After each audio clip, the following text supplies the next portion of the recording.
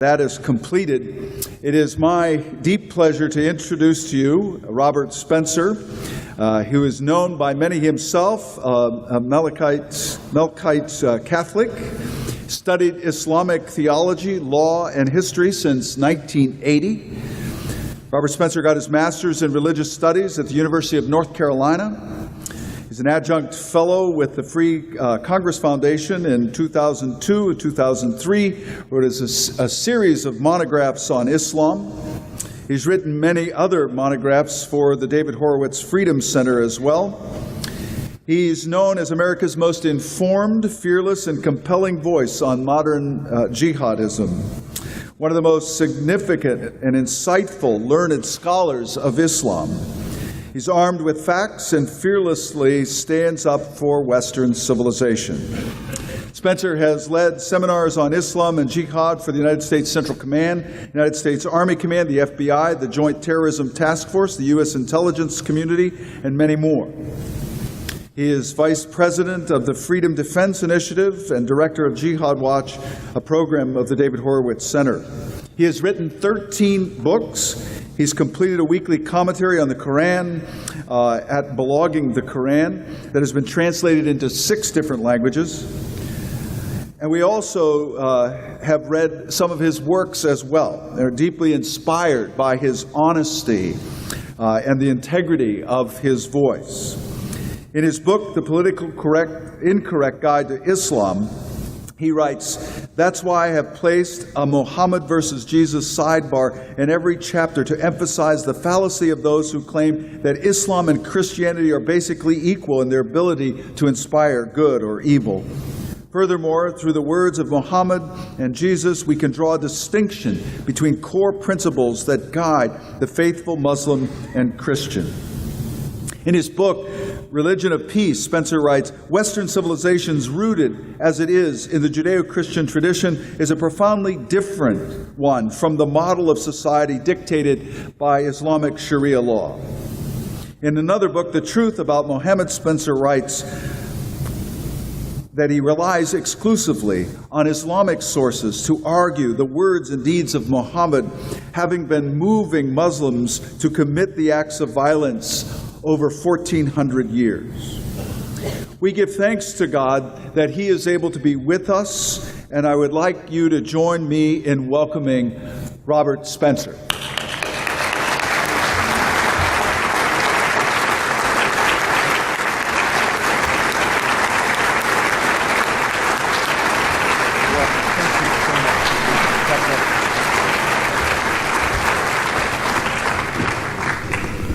Thank you very much, Bishop John, and thank you all for inviting me here. It's a great honor for me to be able to address you today on such a topic of importance.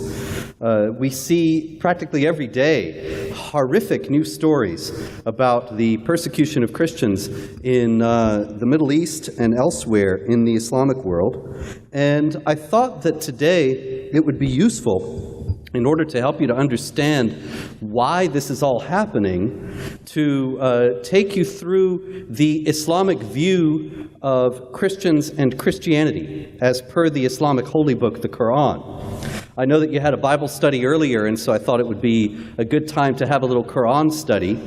And so I know you all have yours. If you'd open your Qurans to chapter 5, verse 46, you'll see that the Quran actually says something that is often cited by spokesmen who are hastening to tell us that there really isn't any problem, and that ultimately there is a great welcoming spirit within Islam for Christians and Christianity.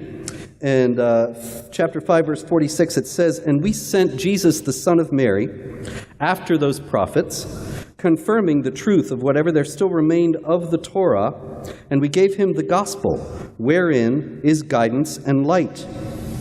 Wherein is guidance and light? In the gospel. And so you would think this is a very generous ecumenical statement, that the gospel contains guidance and light.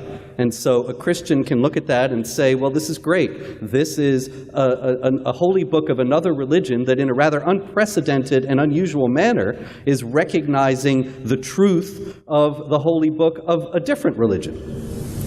But there's more.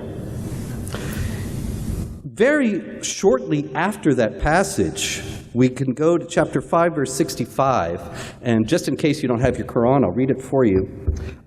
Had the people of the book, that's the Quran's term primarily for Jews and Christians, had the people of the book only believed and been God-fearing, we being God, surely would have effaced from them their evil deeds and caused them to enter the gardens of bliss. Okay, so what is it that the people of the book, that is the Jews and the Christians, had to do in order to enter the gardens of bliss? Had the people of the book, it goes on, observed the Torah and the gospel, and all that had been revealed to them from their Lord, sustenance would have been showered over them from above, and would have risen from beneath their feet.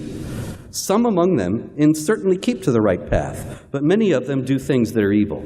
So now we have two groups of Christians, some that are on the right path and some that do evil. And if only they had had the people of the book observed the Torah and the gospel, then everything would have been okay. So it seems as if there's some of these people of the book, some of the Christians, who don't observe what's in the gospel. And they are obviously the ones on the wrong path. But what has actually gone wrong in their way of thinking, according to the Quran?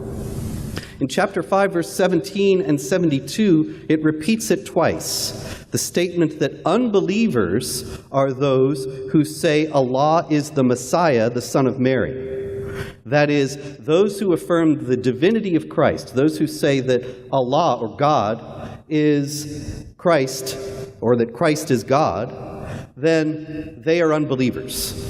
And so, in one fell swoop, in those two passages, that passage that is actually affirmed twice, the Quran is actually saying that the faith of virtually all Christians throughout history, Protestants, Catholics, Orthodox, that Jesus Christ is the divine Son of God, God the Son, the second person of the Trinity, is a manifestation of unbelief.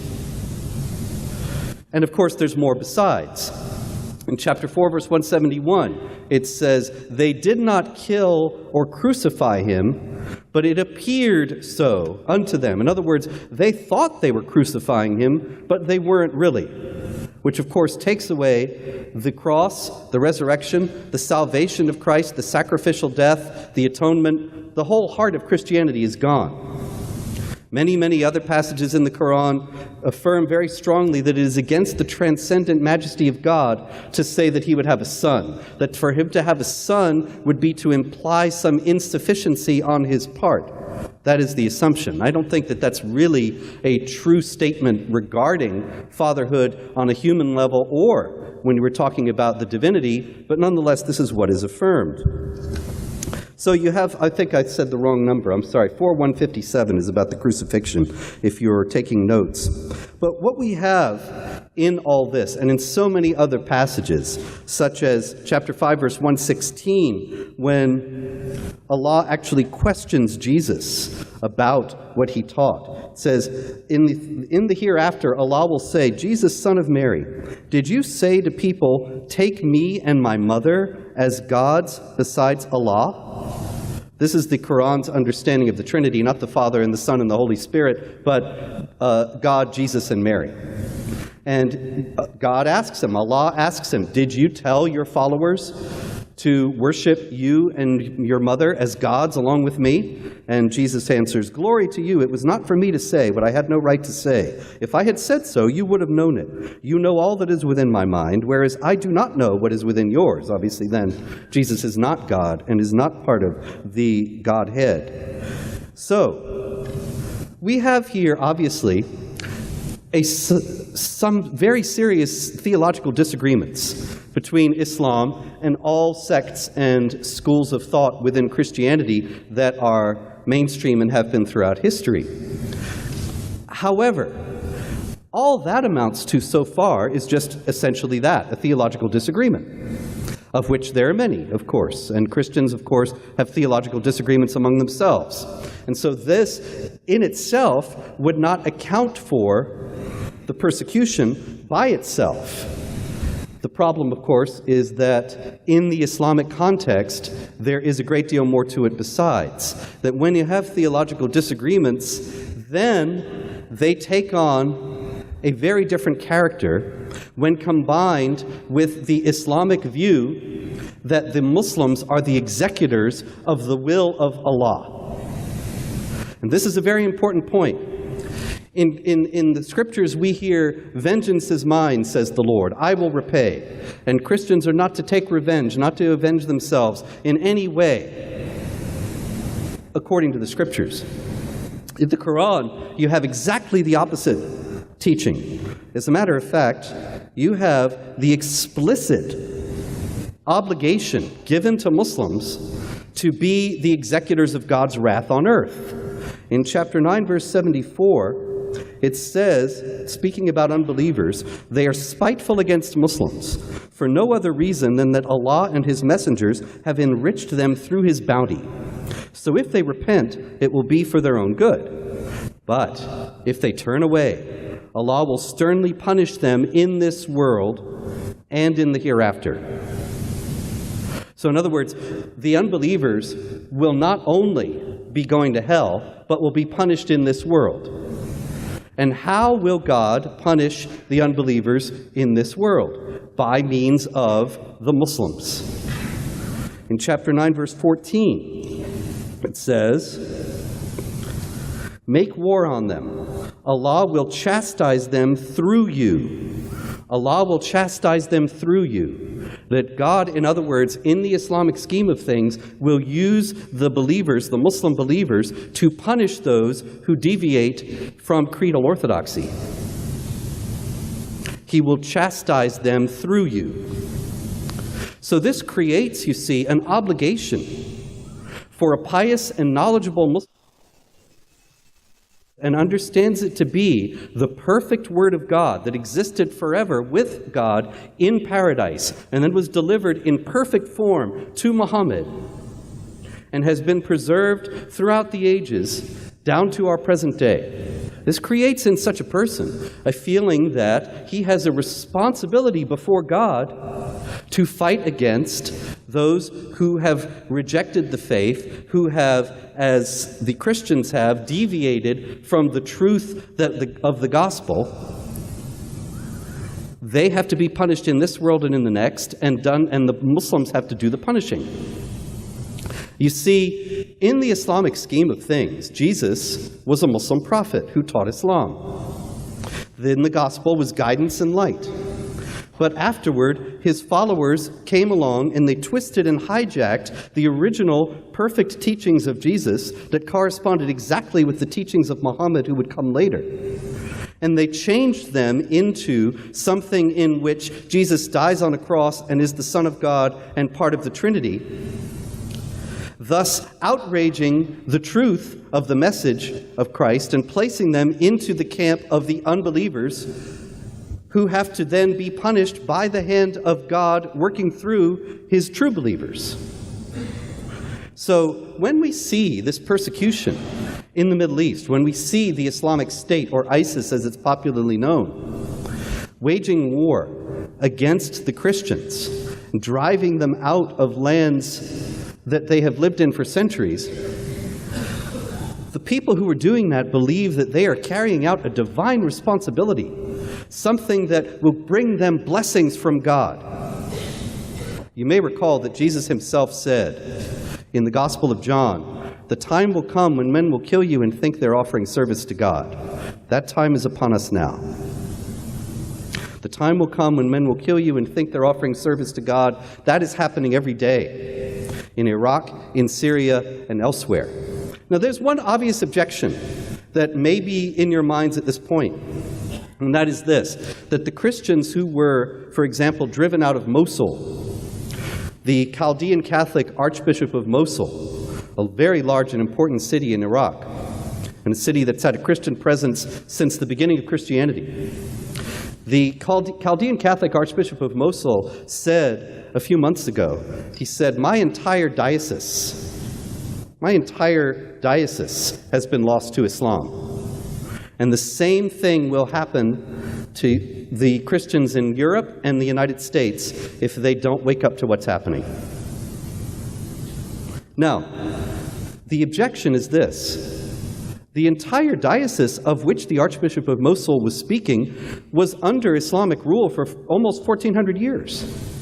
And so why is it only now that the Christians have been so violently persecuted and driven out? Why is it that 15 years ago there was a Christian population of well over 1 million in Iraq, and now they have almost all gone? And there are only a few, maybe a couple 100,000, if that, left in the country, and more leaving all the time. Why is this happening now? If this is all about the Quran, if this is all about Islamic ideas of executing the wrath of Allah against the unbelievers, then how is it that Muslims and Christians lived in relative peace and harmony in Iraq for all those centuries? Well, that has to do with, once again, the Quran and other aspects of Islamic theology. The Quran in chapter 9, verse 29, it says, "Fight against those who do not obey Allah and His Messenger, and do not forbid what He has forbidden, even if they are of the people of the book," remember that's the Jews and Christians mainly, "until they pay the jizya with willing submission and feel themselves subdued." Jizya is a tax. And so the Christians have to be fought against until they pay a tax and are subjugated under the rule of Islam. Once they do that, once they submit, then they're allowed essentially to live in peace. This is Islamic law. The submission, however, comes on the basis of an institutionalized discrimination, a second-class status that is very carefully detailed in Islamic law. The dhimmis, the protected people they're called, or the dhimmis, zummis, they are not allowed to hold authority over Muslims, so they only have the most menial jobs in society. And you can even see to this day in Pakistan, the colloquial term, the slang name for Christians in the society is street sweepers. And I sometimes come across news stories where a Muslim is saying, these sweepers, they were being insolent. And they're called street sweepers because that's the kinds of jobs they can get. They can't get a job where they hold authority over a Muslim. That would be contrary to Islamic law. Christians under the rule of Islamic law who have been subjugated, as per that Quran verse, also cannot build new churches or repair old ones. So their communities are always in a perpetual state of decline. They cannot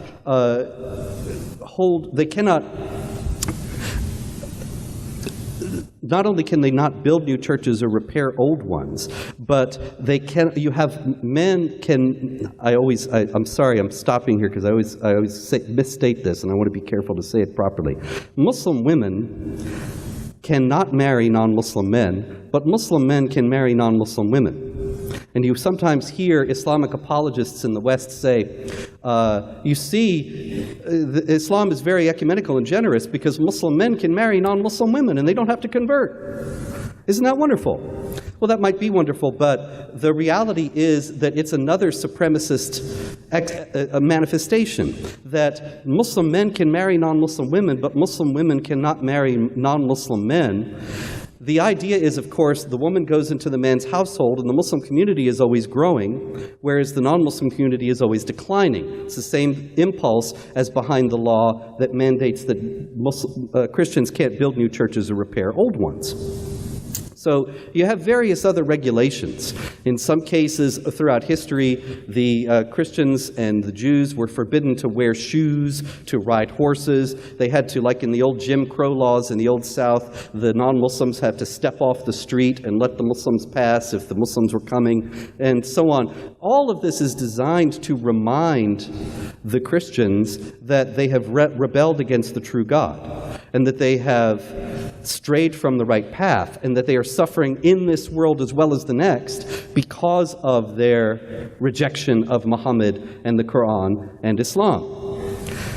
But once you're in those boundaries, once you have accepted the subjugated status, the second-class status, and you know that your life hangs on the whim of the overlords, and you accept the denial of basic rights that the dhimma entails, then you can live.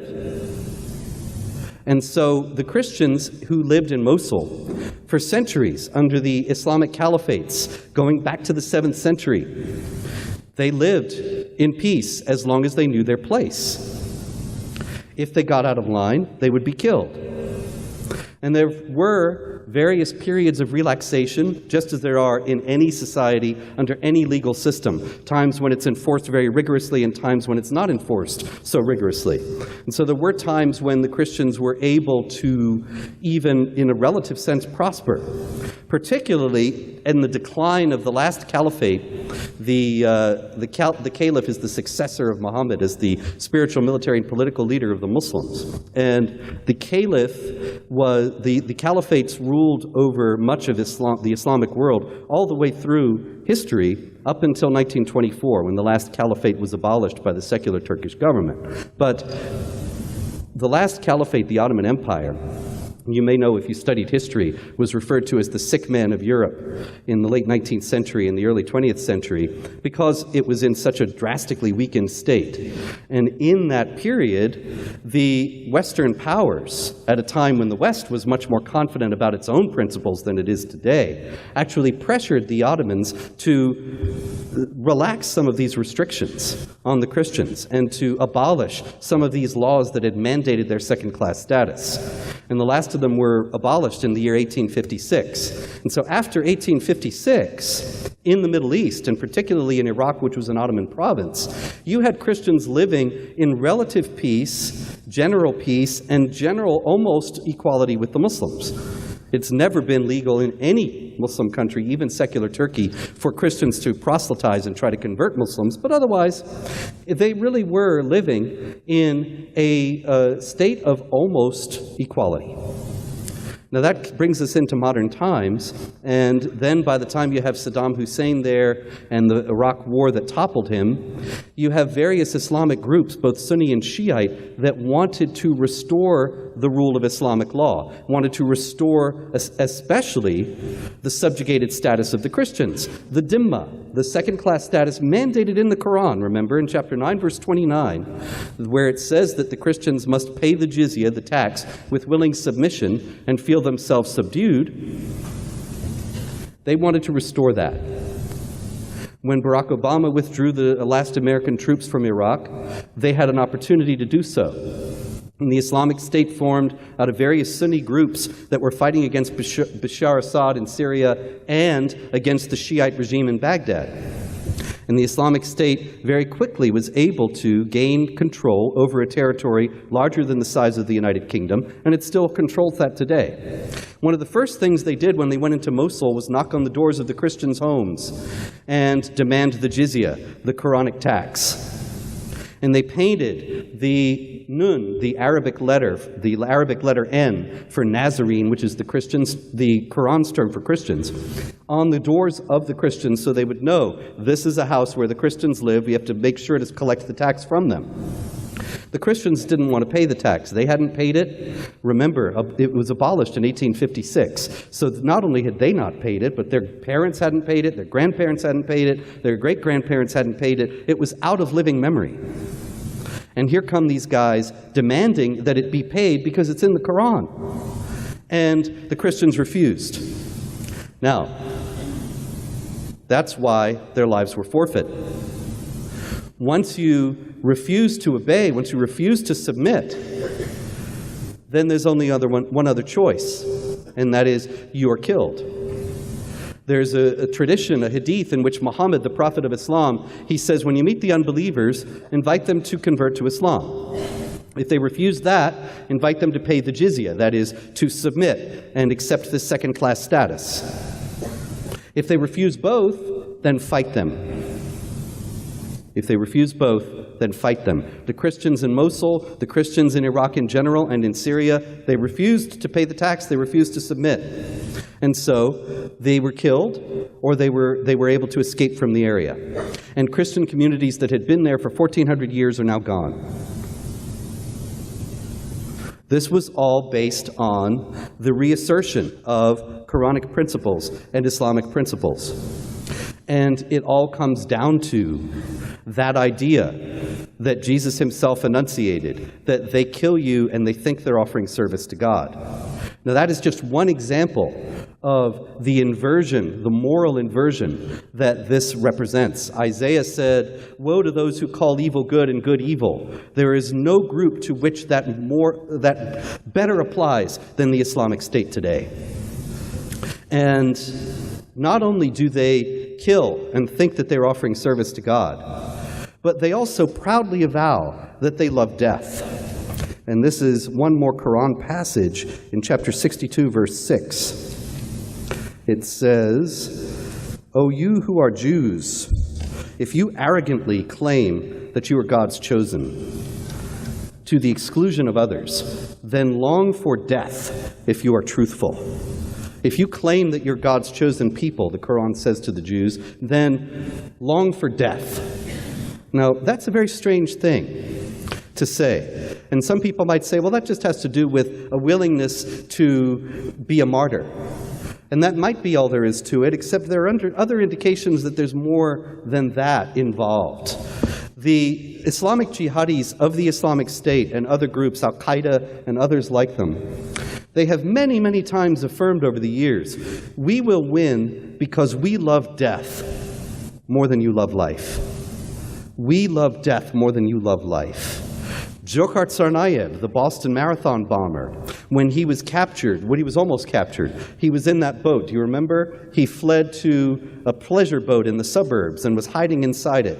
And the police were closing in. And he found a Sharpie in the boat, and he started writing on the inside of the boat. And what he wrote, one of the things that he wrote was, "We look into the barrels of your guns and we see paradise, because we love death." Now, loving death is obviously the opposite of the Christian spirit and the idea of loving life, of God being the author of life, and we love life and we love creation and we love the manifestations of the human spirit that celebrate those things. Another thing that the Islamic State has done that you may have seen in the news is destroy priceless and irreplaceable Assyrian artifacts, 2,000, 3,000 years old, that they came into control of, and going into the museum in Mosul and smashing them to bits. And you may have read that this was to avoid idolatry, but nobody was really worshiping old Assyrian winged horses. And that's not really what it was all about. Chapter 3, verse 137 of the Quran says, "Go around the world and see what became of the civilizations before you."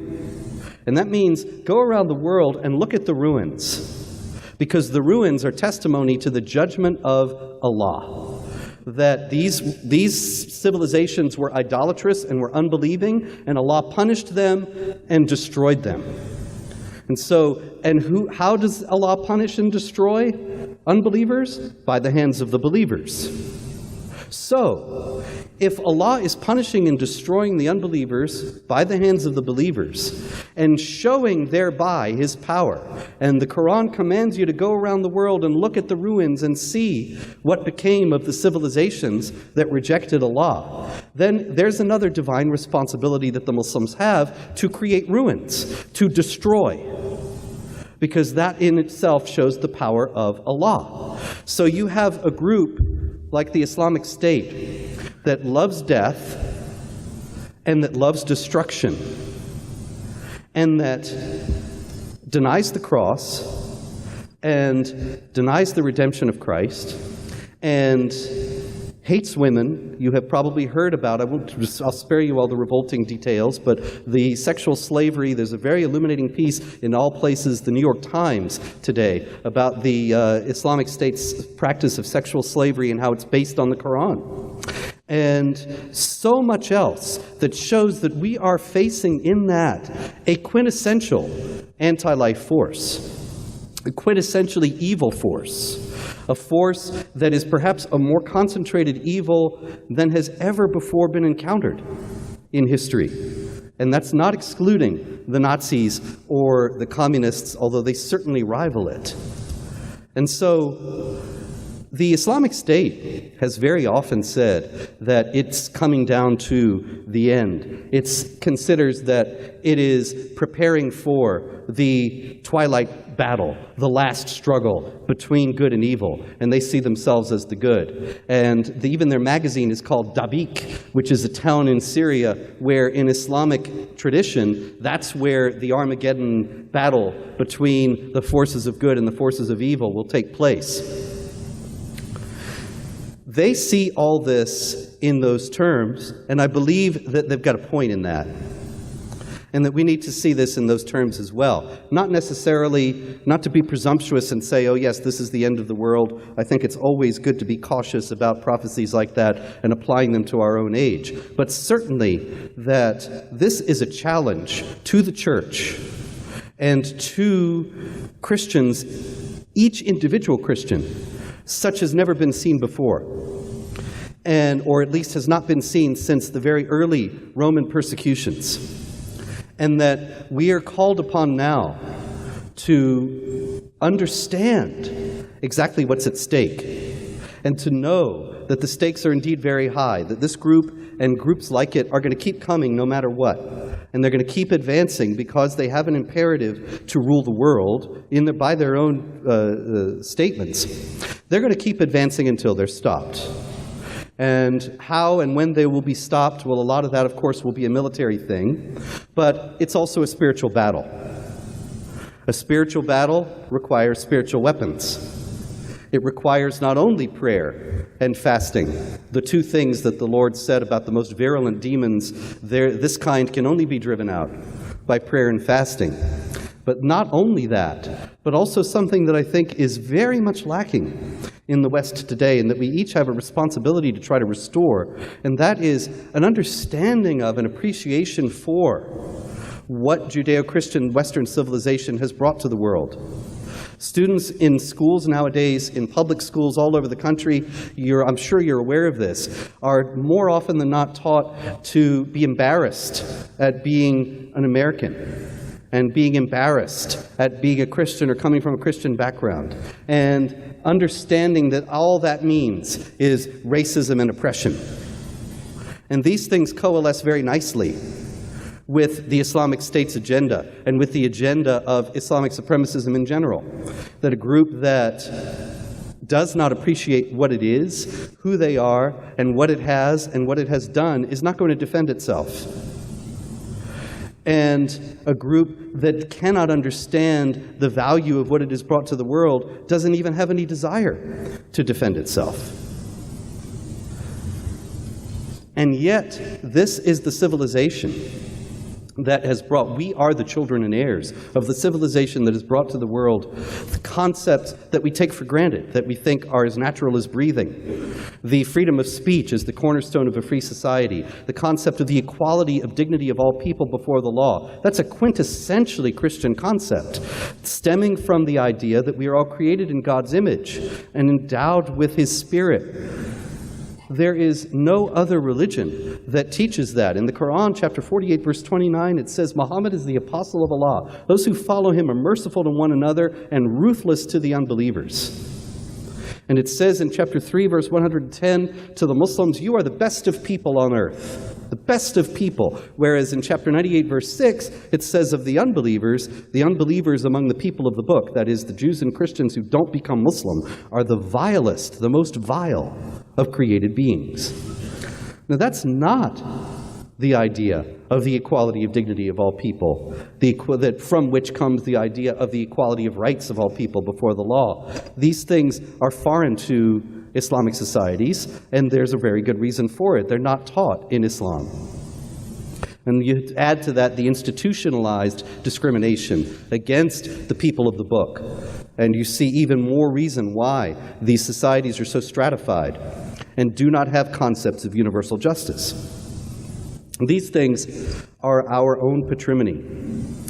And it is very, very important. There is nothing else more important than that we impart them with the faith and with an understanding of history to our children, our children's children, and help them to see that There is a very big difference, contrary to the popular cliche today, in whether you believe one thing or another. And it does matter what you believe. It does matter the content of the assumptions that you bring to the world. And that the beliefs that come from the Quran are beliefs that lead to hatred and violence and oppression. Does this mean that every Muslim, every believer in the Quran is hateful and violent and oppressive? Of course not. If you think about the Christians that you know that there are some who are very devout and very knowledgeable, and some who are neither, and every gradation in between. And it's the same thing with Muslims. If the Quran teaches something, it doesn't necessarily mean that any individual Muslim has any knowledge of it or any interest in it. But that doesn't mean it's not there. And that we need to understand that it is there. And that what is going on in Iraq, what's going on in Syria, what's going on in Indonesia, in Pakistan, in Egypt, and elsewhere where Christians are being persecuted today, it's not an accident. It's not a retaliation for American foreign policy. It's not a response to depredations, real or alleged, of the United States or of the State of Israel. It is something that is based very deeply, as I've tried to show briefly today, on Quranic imperatives. And as such, it's not going to go away as long as there are believers in the Quran. There's not going to be any kind of dialogue or negotiation or concession that will change it. What can change it, of course, is the power of the truth. Insofar as we ourselves have the courage to stand upon that truth without the slightest compromise, and without the slightest demur, and without the slightest hesitation in the face of what are certain to be, in the coming days and months and years, increasingly virulent and even violent challenges. And so the good news is that we know how it ends up, and we know that we will win. We know that life always triumphs over death. We know that life will never be entirely extinguished, and that, even in the Soviet Union, at the times when it was most violent and oppressive, Solzhenitsyn wrote about how there were little movements here and there, what he called blades of grass through the concrete, that showed that the spirit of freedom and the spirit of life and the true spirit of service and love for God will never be extinguished from the human spirit. But getting from here to there, it's not going to be a very easy ride. And there are hard times ahead. And of course, we have abundant warnings about that and abundant advice about how to deal with it in the Christian scriptures. And so that ultimately is where we can find the answers to this tremendous challenge. And it is indeed a tremendous challenge. We have the best of all fighters on our side in the Lord, but we have to be willing to stand for Him no matter what, as He stands for us. Thank you very much.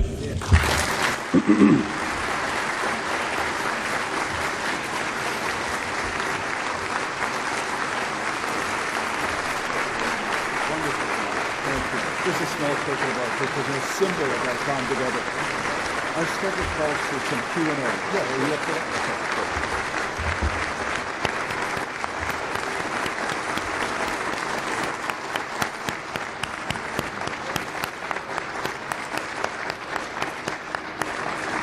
Please be seated. Our schedule calls for a time of Q&A with Robert Spencer, and if you'd like to ask him some questions that perhaps have arisen as a result of what you've been hearing, please go to a microphone, and we'll call on you, and we'll allow him to address your issue. Go ahead. Tom Emery from Redeemer Lutheran in Owasso, Michigan. Dr. Spencer, there have been persistent reform movements within Christianity. Is there any such a concept you think possible or likely within Islam? It's always possible. I'd never say it's not possible, but likely, I think not. In Islam, there is the idea that the Quran was delivered in perfect form. And there is a passage where Allah says to Muhammad, "This day I have perfected your religion for you." So if the religion is perfect, what needs reforming? Reformers also, in a context in which the penalty for apostasy and heresy is death, it's very hard to get a reform movement going because the reformers keep getting killed. You could say, well, you know, Christianity went through times like that, and it was because a kindly prince gave Martin Luther shelter and so on, but there have not been any such in Islam. Mahmud Muhammad Taha was a Sudanese reformer in 1985, and he taught that the peaceful passages of the Quran should supersede the violent ones. And he was executed for heresy by the Sudanese government in 1985. Ahmed Assid is a lay spokesman in Morocco nowadays, and he taught the same thing just recently, earning him a death fatwa from the Moroccan clerics, and he's now living in hiding. So it's very difficult to reform given those circumstances. Anything is possible, but it's very unlikely, and it's very foolish of the Western governments to be putting their hope in that reform, which they're doing now. Yes. Yes, sir.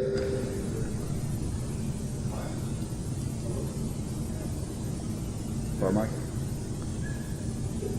I can hear you. Just I'll repeat the question.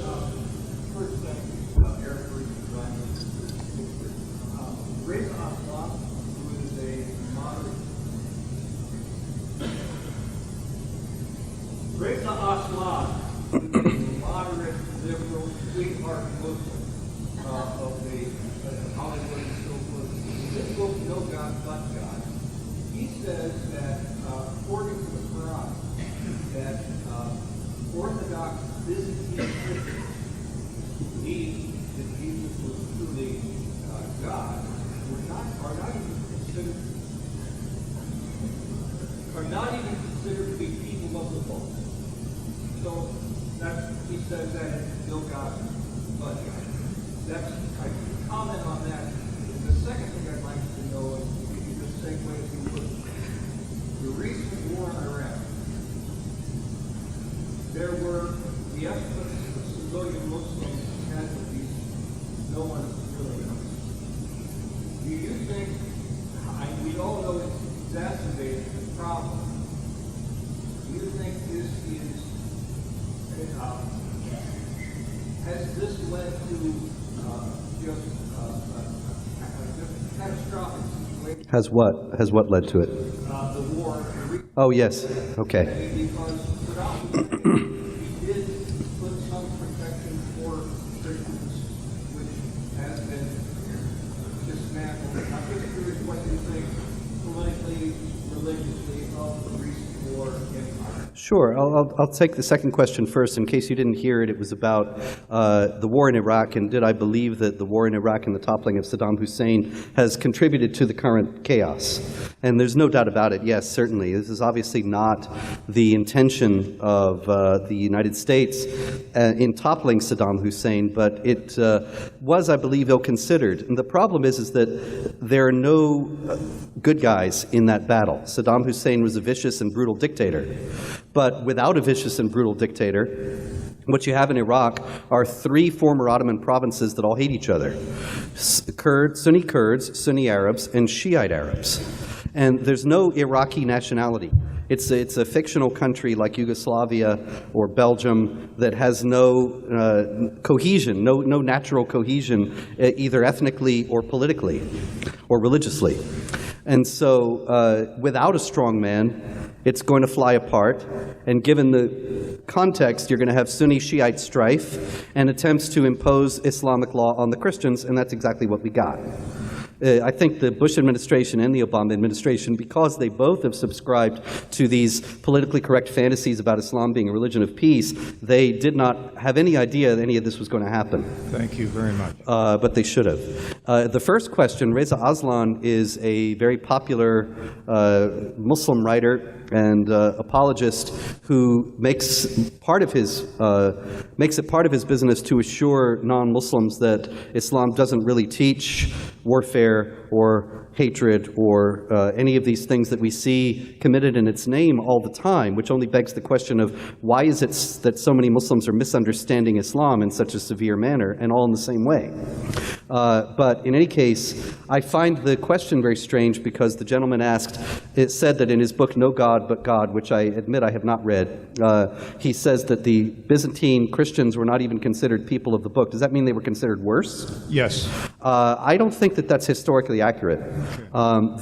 As a matter of fact, if you read, going back to Sophronius of Jerusalem, who was, of course, a Byzantine Christian in the 7th century, who, according to legend, turned over the keys of Jerusalem to the Caliph Umar, Umar lays out precisely the regulations that the people of the book have to follow for living under the Islamic society. And they are a constant of Byzantine history after that point. So I think that that's, if that's indeed what Reza Aslan says, it's a strange thing for him to say, since he's usually saying everything is rosy. But it's not inconsistent with his record to be inaccurate. If you actually, if you look at my website, Jihad Watch, I have just a few days ago a whole long catalog of his egregiously false statements that he makes, but he has the right opinions, and so he keeps making That would more. be, he gets Christianity wrong too, but thank Yes. you very much, Doctor. Thank you. Yes, sir. Gene Grimm from Prescott, Arizona. In light of this talk about the religion of peace, would you say something about the doctrine of abrogation between the Meccan and Medinan texts? Sure. Chapter 2, verse 106 of the Quran says, when we abrogate or cause to be forgotten a verse, then we will give you one that is good or better. We being God. So he's saying, if we cancel out a part of the scripture, we'll give you something just as good, so don't worry about it. Now that obviously is a passage that was invented by somebody who's making it up as he goes along. And he's contradicting himself, and then he has to explain how it is that the immortal God is contradicting himself. And so he's canceling stuff out. It doesn't apply. The Islamic theology generally understands this to mean that chronologically later passages that were considered to have been revealed later in Muhammad's career cancel out ones that are earlier if there's any contradiction. The most frequently cited example of this is alcohol. There's a passage in the Quran that says, don't come to prayers drunk.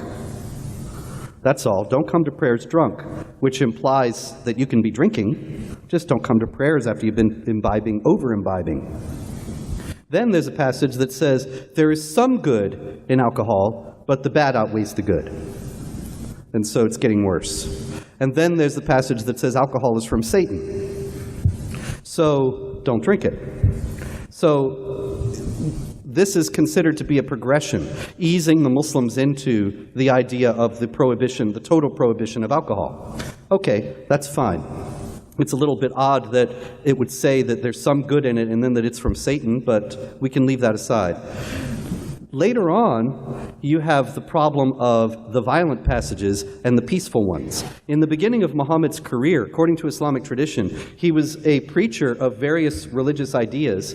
He did not have any political or military power, and he taught tolerance. It was actually tolerance of himself. He wanted the pagan Arab establishment of Mecca to tolerate his group. When he moved to Medina later in his career and became for the first time a political and military leader, then he began to teach warfare, first defensive warfare and then offensive warfare. And there are various passages regarding all three in the Quran, and the general idea is the same, that because the passages enjoining warfare come later than the passages enjoining tolerance, the warfare is valid for all time and applies for all time. Nowadays, though, you hear Islamic spokesmen like Reza Aslan and others say that Islam is a religion of peace, and they quote all these peaceful passages from the Quran.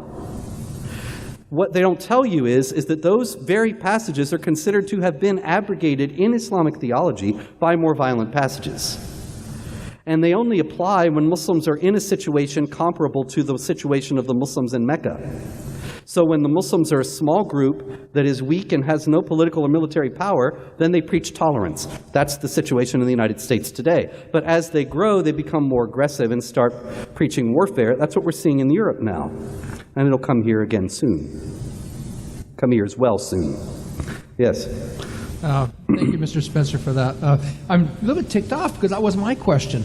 But I'm glad that you went on that line of answering, because now, given the explanation you've given concerning alcohol, I'm so glad I'm not a Muslim and a Lutheran Canadian.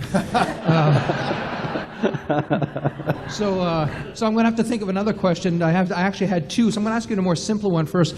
In Nazi Germany, there was a symbol that was used for those who were Jews, and that actually did not come from Nazi Germany, did it? It came actually from Islam. Is that not correct? Yes, that's correct. Okay. It came from the Caliph Mutawakkil in the 9th century, who made the Jews and Christians put symbols of devils over the doors of their houses, and made them wear special clothing. And the Jews' clothing was yellow, and the Christians was blue. And this was to mark them so that a Muslim coming down the street would not say, "Assalamu alaikum, peace be upon you," to a non-Muslim, because that's forbidden in Islamic law. In Islamic law, you say, if I see you, if we're both Muslims and I see you, I say, "Assalamu alaikum, peace be upon you." And you say, "Wa alaikum," and also upon you, not with you, upon you. But if you see a non-Muslim coming, you say, "Peace be upon those who are rightly guided." That is, peace be upon the Muslims, not on you. And so the Caliph Mutawakkil made the Christians and Jews wear distinctive dress so that they would not get the Islamic greeting by mistake, and so that they could be marked very easily for the payment of this tax and so on. So if I can ask one short question in place of the other one that he stole from me. Could you explain if your understanding at all about the discovery of the first Quran in Yemen and the implications it has for the Quran? Yeah, I guess you've heard about the original Quran, or the very early copy of the Quran that was recently discovered in Birmingham, England, actually. And it was carbon dated, a couple of pages of chapters 18 through 20 of the Quran, and found to be dated between 540, I think, 550 to 575 to 650. And so everybody was amazed, because this would obviously make it one of the earliest Qurans, and people were going on in the BBC about how the person who wrote this might have been taking dictation from Muhammad himself, and so on. Muhammad is supposed to have died in 632, and the Quran collected in 653. So if this is dated from 570 to 650, it's very early. But one thing that the people who made a big deal about this didn't notice, or didn't pay any attention to, was that 570 date.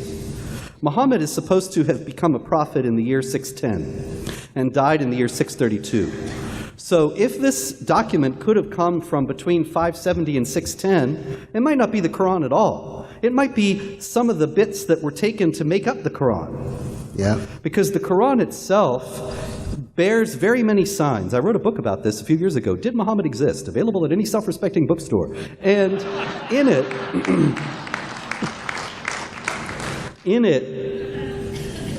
the Quran, there are very, very many strange things about the Quran, but in it, it shows very many signs of heavy editing.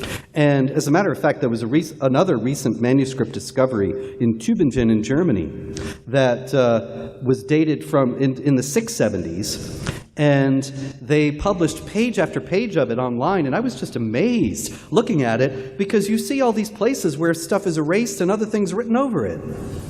And I thought, this exactly confirms what I and some others have been contending, that the Quran is a composite book made up of other older material that was cobbled together to create the holy book of this new religion. See, if you look historically, Muhammad is supposed to have died in 632, and by the 690s, the Muslims ruled from Spain to India.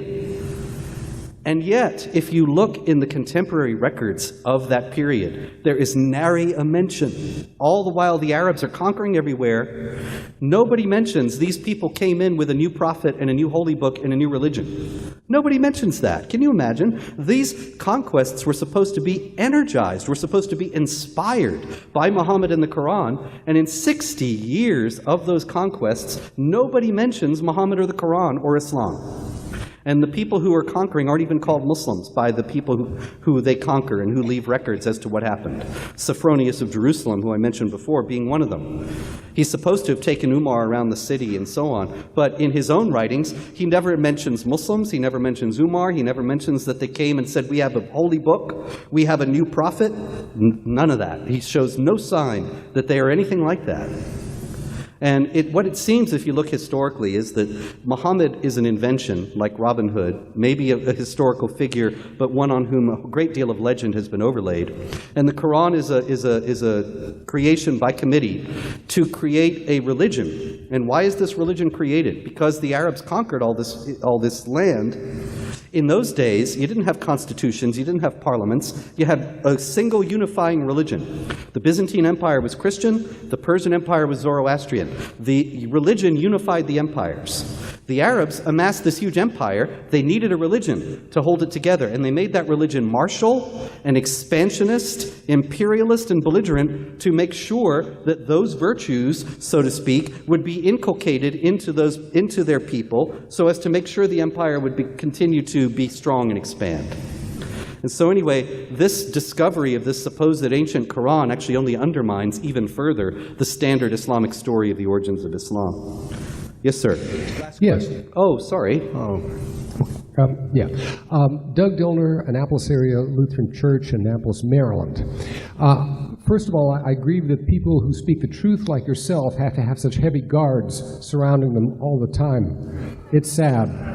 Anyway, my question is a point of clarification. You were talking about the Christians of Mosul living for 1,400 years in relative peace, and then that changed. Was that because simply they were not required to pay the jizya? Jizya, what I meant was this. When they lived under the caliphates, the Umayyad, the Abbasid, and the Ottoman caliphates, they did pay the jizya. And they were subdued. They did submit to Islamic rule. That's when they lived in relative peace. Now, it was always a very, very tenuous peace, and their lives could be forfeit at any moment for a perceived infraction. But it wasn't the wholesale destruction that you see today. What happened is then the abolition of the jizya, the abolition of the dhimma in 1856, is followed by a period in which the Christians live almost as equals with the Muslims in that area. But when the Islamic State comes in and wants to reassert Islamic law, they demand the jizya from the Christians. The Christians don't want to pay, and so then they're considered kufar harbi, infidels at war with Islam. And thus they have to be killed. And that's what's happening now. That's why these ancient communities are being destroyed now. I'm sorry about those who... I'm sorry too. I apologize. I shouldn't have been so long-winded. But anyway, thank you very much.